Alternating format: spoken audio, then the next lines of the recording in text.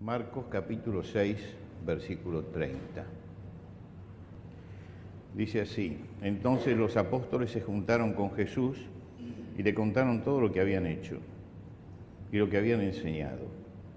Él les dijo: venid vosotros aparte a un lugar desierto y descansad un poco, porque eran muchos los que iban y venían, de manera que ni aún tenían tiempo para comer.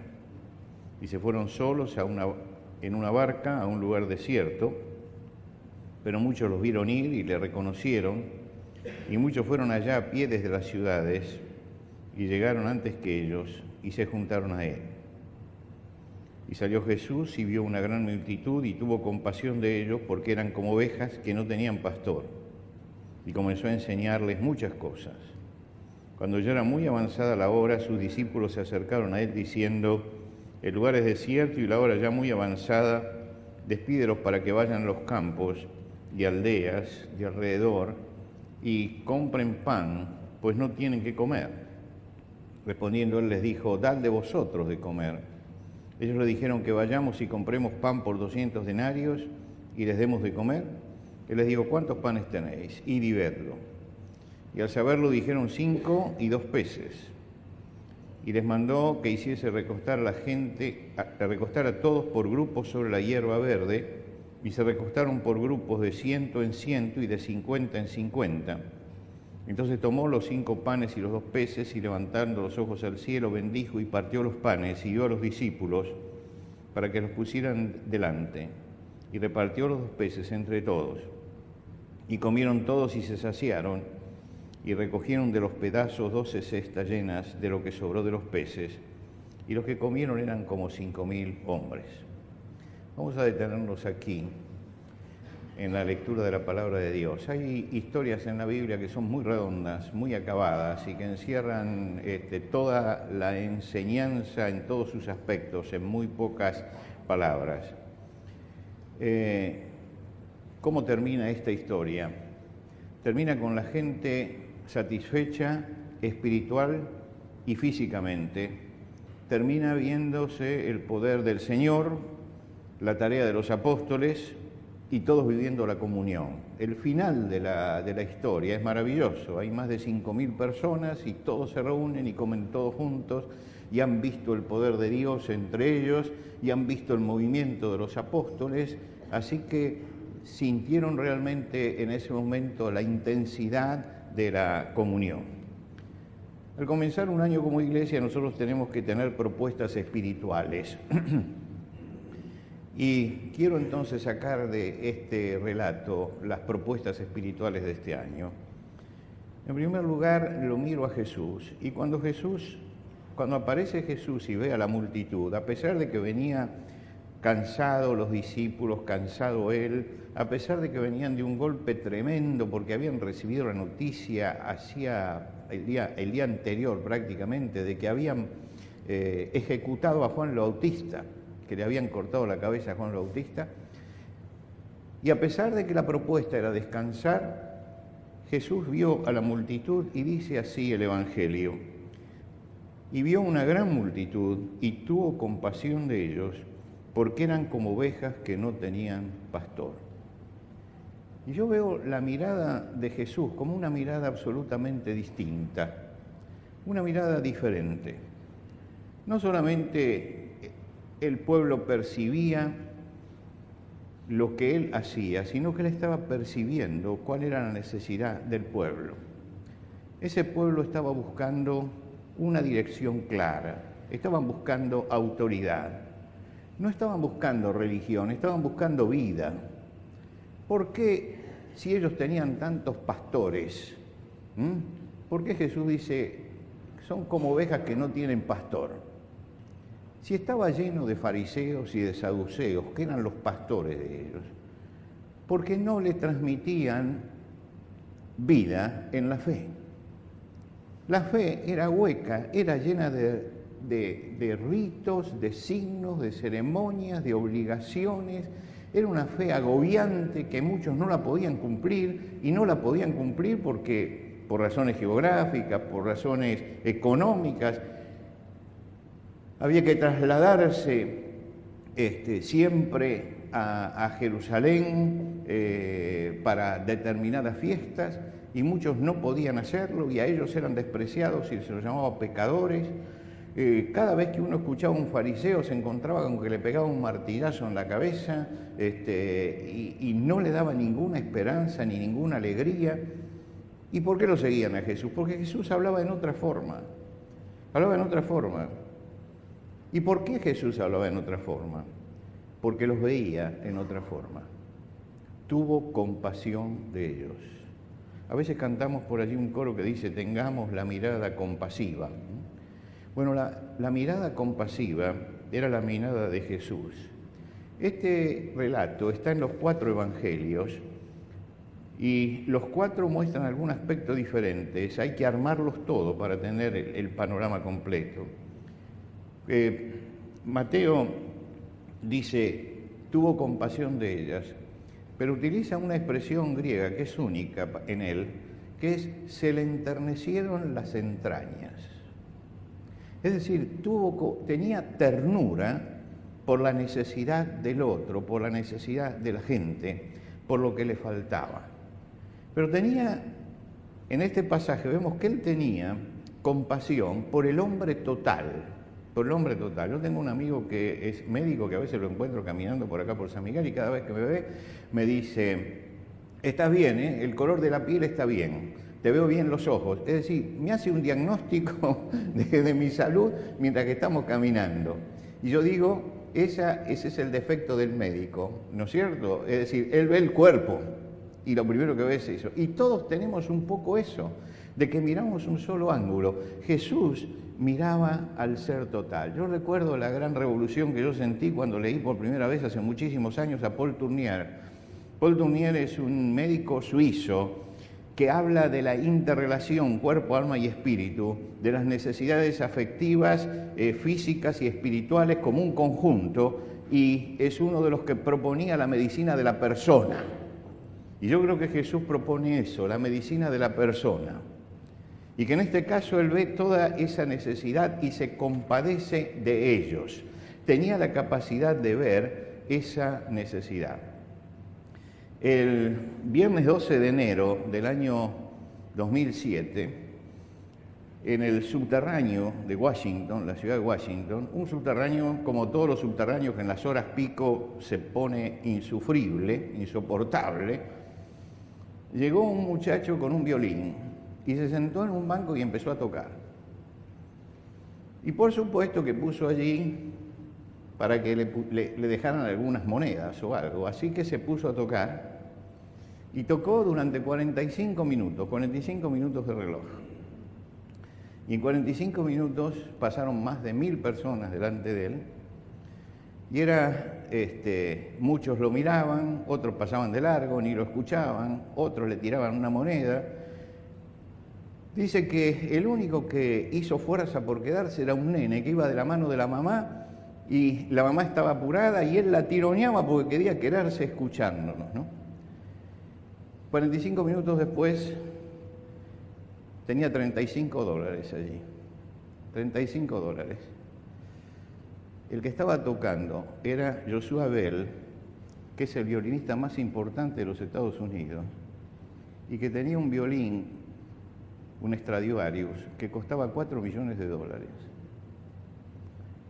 La gente había pagado hacía una semana $100 la entrada por verlo. Y esto es un experimento que hizo el Washington Post, el diario, para ver qué pasaba con la gente.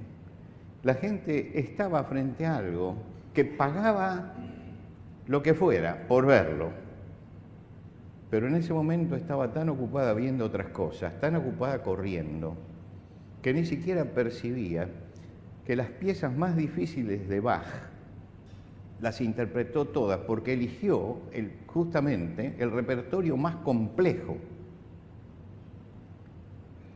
¿Qué pasaba? Que no se ve y que muchas veces no vemos. Jesús vio algo que los demás no veían en esa gente. Los vio como ovejas que no tenían pastor. Y esto no fue solamente una observación, fue un movimiento de su ánimo y de su corazón hacia esa gente. Tuvo compasión de ellos. nosotros podemos analizar la realidad, mirarla, estudiarla y entender el problema. Jesús hacía más, se conmovía frente al problema del prójimo. Para él esa gente no formaba parte de la estadística simplemente. Era gente que necesitaba algo y que él podía dárselo, y por eso utilizó todo el tiempo para ellos. Él veía lo que los demás no veían.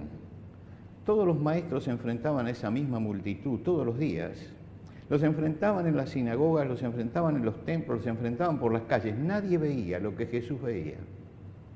Que esas almas estaban buscando un pastor y estaban buscando vida. Y yo creo que la primera propuesta que hago para este año es que tengamos la visión de Jesús, una visión compasiva. Una visión compasiva. Jesús, viendo a la multitud, tuvo compasión de ellos, se compadeció, padeció junto con ellos. Él no tenía los problemas de ellos, pero supo padecerlos junto con ellos y entregarse. Detrás estaban los discípulos. La inquietud de los discípulos, escuchando el discurso de Jesús y viendo que la hora declinaba, argumentaron razonablemente: Señor, se está cayendo el día, dentro de poco va a estar todo oscuro, no se puede comprar nada aquí, hay mucha gente, tiene que comer, ¿por qué no les decimos que se vayan a donde se vende? Estaban en un lugar desierto, es decir, no había gente, no había nada, y despídelo para que vayan a los campos de las aldeas de alrededor y compren pan, porque no tienen que comer. Y aparecen dos visiones complementarias. La visión de los discípulos, que la puede tener cualquiera. No podemos, ellos estaban diciendo, hasta aquí lo que hicimos, no podemos hacer más. Y realmente, si usted piensa, no podían hacer más. No podían hacer más. Eran 5.000 personas. Ellos no podían hacer más. Y dijeron, bueno, hasta acá podemos llegar. Jesús tenía una visión más amplia para eso. Y la propuesta fue, ¿por qué no les dan ustedes de comer? Es una propuesta totalmente alocada esta, ¿no? Porque ¿cómo vamos a hacer para alimentar 5.000 personas? Y ellos siguieron razonando con Jesús y diciendo, mira, Señor, por más que juntemos, se necesita tanto dinero para esto, y en lugar donde comprarlo, que no lo tenemos cerca, y ¿qué panadería hay que pueda alimentar a 5.000 personas con simplemente un pancito? No hay. Y entonces Jesús le dijo, bueno, vamos a hacer una cosa. Mézclense con la gente. Mézclense con la gente. Y pregunten, a ver qué es lo que tienen. Jesús había estado hablando con esa gente y esa gente lo escuchaba. ¿No le parece que hubiera sido mucho más normal que Jesús se parara adelante y dijera, bueno, ¿alguien trajo algo? No, Él le encomendó a los discípulos que buscaran. Ahora, ¿no podía Jesús hacer el milagro de otra manera? No, Él necesitó que encontraran, que trabajaran y encontraran eso que es el pan que ellos tenían y los peces que ellos tenían, que se los trajeran. Jesús podía haber sacado los panes y los peces de cualquier lado, pero prefirió multiplicarlos, y para multiplicarlos había que buscar qué era lo que ellos estaban teniendo en ese momento. Esta es la parte que tenían que hacer ellos, y Jesús dijo, no vamos a poder alimentar a la multitud si ustedes no se comprometen, y ustedes no trabajan, y ustedes no buscan. Así que vayan y busquen, y trabajen, y vean qué es lo que tiene esta gente. Y finalmente, después de revolver entre 5.000 personas, encontraron 5 panes y 2 peces que tenía un muchachito allí. Y trajeron a Jesús y dice, bueno, esto es lo que hemos encontrado, pero ¿qué es esto para tanta gente? Jesús le dice, bueno, ya hicieron la primera parte del trabajo. Segunda parte, organícenlos, que se sienten de 50 en 50 y de 100 en 100. Ahora, usted sabe lo que significa organizar una multitud. si usted no sabe lo que significa organizar una multitud, llame a un ujier y pregúntele, cuando este lugar está completo, todo el esfuerzo que tienen que hacer para organizar a los que vienen. Es muy difícil organizar a la gente. Yo decía, le dije un día a uno de los ujieres, uno de los jefes de ujieres, mire, párese en la punta de la escalera hasta que no esté lleno lo de abajo, que nadie suba arriba, porque es preferible que ensuciemos solamente un lugar. Dice, pastor, la pregunta insistente de la gente es, ¿no está abierto arriba? ¿No está abierto arriba? ¿No está abierto arriba?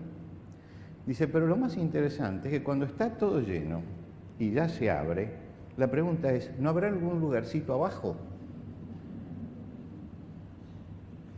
Fíjese usted, siempre dificulta el tema de la organización. Y Jesús le dijo, siéntenlos en grupo de 50 en 50. 5.000 hombres sin contar las mujeres y los niños. No sé cuántas mujeres y niños habría, pero si fueran los 5.000 nada más, 5.000 hombres de 50 en 50 serían 100 grupos que había que formar. Y formaron esos 100 grupos. Jesús les dio la tarea a ellos de organizar, de ordenar, de preparar, de disponer, como diciendo, mire, si no está esto ordenado, si ustedes no se esfuerzan, yo no puedo hacer el milagro. Y yo creo que esta es la segunda cosa que tenemos que aprender hoy, ¿no? Que no es solamente tener una visión compasiva, sino también tener la vocación de querer servir a la gente con lo que tenemos en la mano, con lo que tenemos en la mano, con aquello que está a nuestro alcance.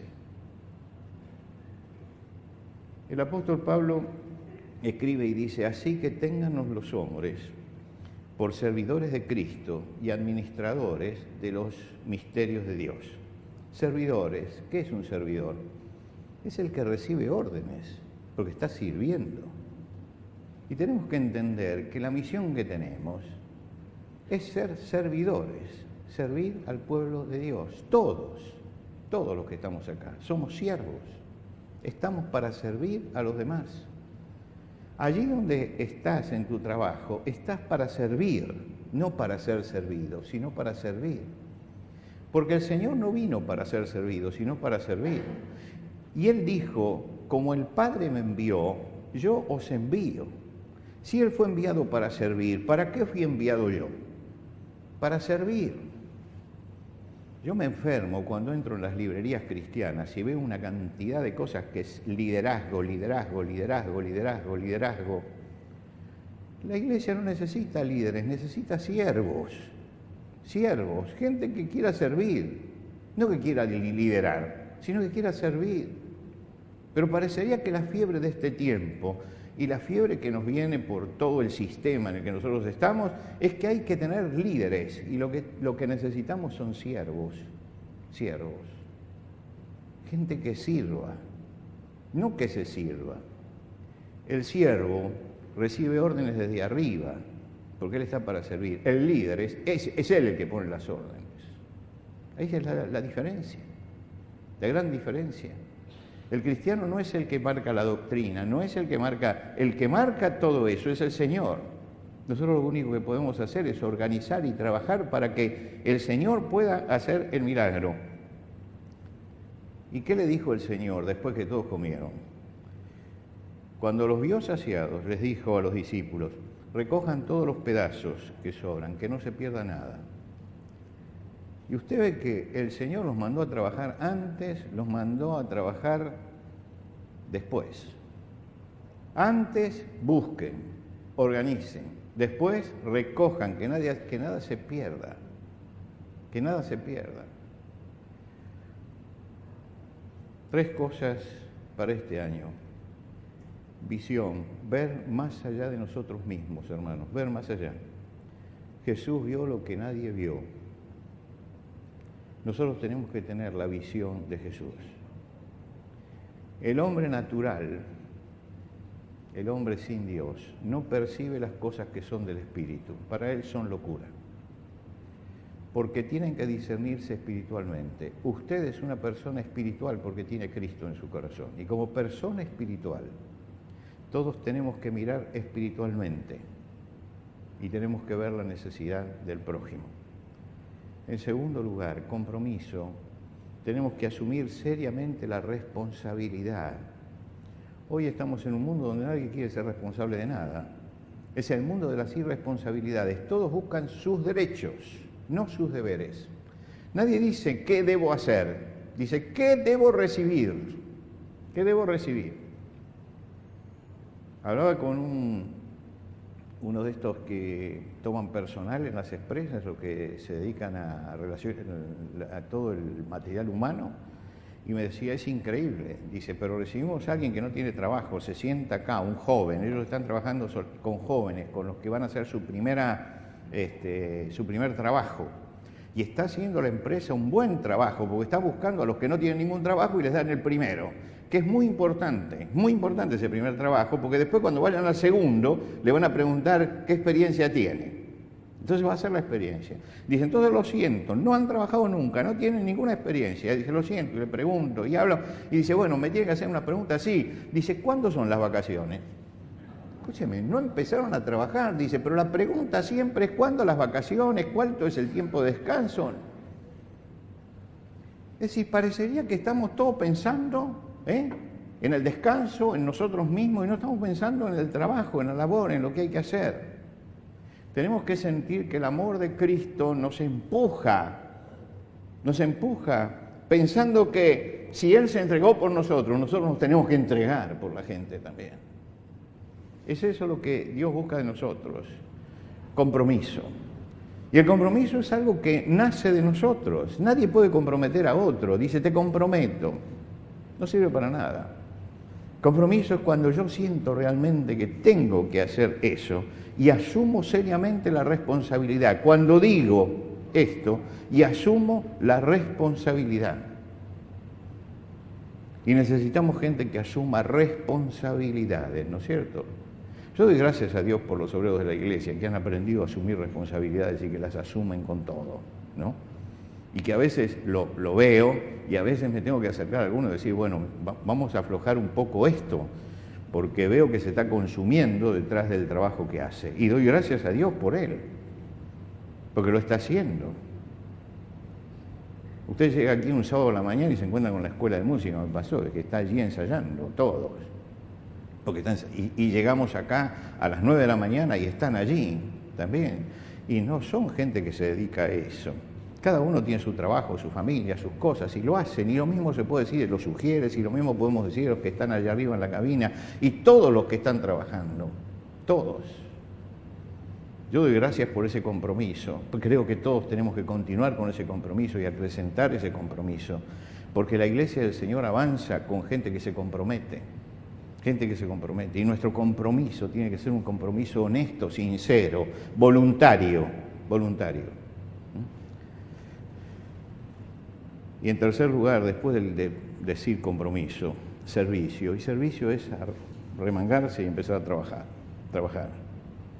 Téngannos los hombres por servidores de Dios. Tenemos que aprender a trabajar, esfuerzo. Cuando yo digo, esto no es para mí, ahora estoy muy cansado, otro puede colaborar, tengo que pensar si realmente es así o si es una excusa. Porque muchas veces usamos esto como excusa, ¿no es cierto? El verdadero discípulo está dispuesto a hacer cualquier trabajo, siempre está dispuesto. Salomón en Eclesiastés dice, todo lo que te viniera a la mano a hacer, hazlo según tus fuerzas. Por eso, él que tenía un gran concepto acerca del compromiso y del trabajo, en los proverbios dice, el que es flojo en el día del trabajo, sus fuerzas serán abatidas. No va a tener la misma fuerza que antes. Van a ser reducidas las fuerzas. Porque en el trabajo es donde el músculo toma fuerza. Y en la quietud vamos perdiendo fuerza en nuestra vida. El Señor nos llama a servir, dio el ejemplo sirviendo. Y porque el Señor dio el ejemplo sirviendo, es que somos llamados a servir.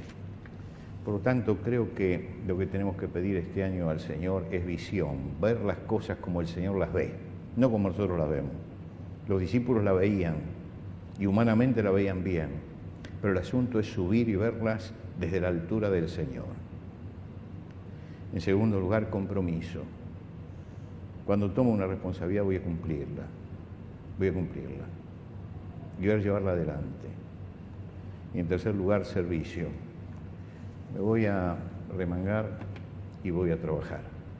Y creo que con estas tres cosas, y si las desarrollamos, podemos este año seguir recibiendo la bendición de Dios como la hemos recibido hasta ahora. Miramos para atrás y agradecemos a Dios por lo vivido y por el lugar donde estamos. Miramos hacia adelante y lo hacemos con esperanza, porque el Señor está con nosotros. Que Dios nos bendiga a todos para que este año sea un año de visión, de compromiso y de servicio. Nos ponemos de pie.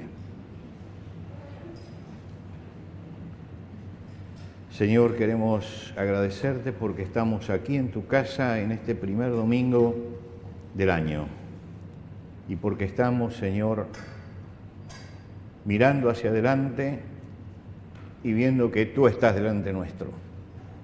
Y eso nos anima, que tú vas caminando delante nuestro en este año. Y te rogamos, Señor, que podamos ver las cosas como el Señor las ve. Nosotros tenemos la visión humana, necesitamos tener la visión de Jesús. Esa visión que se enternecía frente a la necesidad del prójimo. Danos, Señor, la capacidad de comprometernos contigo y comprometernos en serio, de todo corazón. Y de saber trabajar, de saber actuar, de saber que las cosas que tenemos que hacer nosotros no las vas a hacer tú, las tenemos que hacer nosotros. Pero también sabiendo que en la medida que nosotros hagamos lo que tú nos mandas, tú vas a hacer el milagro, que es lo que tú puedes hacer. Y Señor, confiamos en eso. Confiamos en que cuando nos aboquemos al trabajo como debemos, como hijos tuyos, tú pondrás, Señor, la mano tuya y el poder tuyo para bendición. Y lo que necesitamos, Señor, este año es la bendición tuya en todo lo que hagamos. Señor, bendícenos. Bendícenos con la bendición del cielo.